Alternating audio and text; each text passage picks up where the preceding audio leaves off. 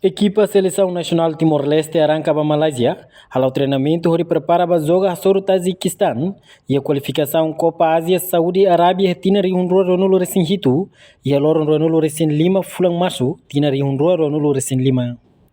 E a Loran Tolo Fulang Março tina nei, equipa Sorona Presidente Federação Futebol Timor-Leste, Nilton Guzmau, e a Salão Sanana Sport Center e a segunda-feira nei, Rodirona direita motivação para jogador Sira antes a equipa Seleção Nacional desloca para a Malásia.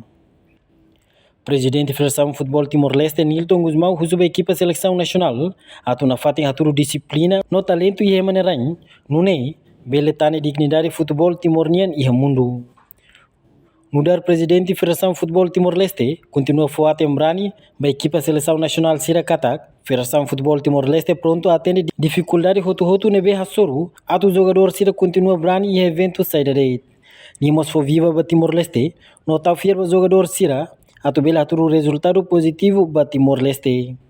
Participa e soro mutu o presidente da Federação de Futebol Timor-Leste nei, composto esse jogador nain Ronulu Resinrua, o oficial Sira. Reportagem Nova Magno, Televisão Timor Post. Janela informação ba emohoto.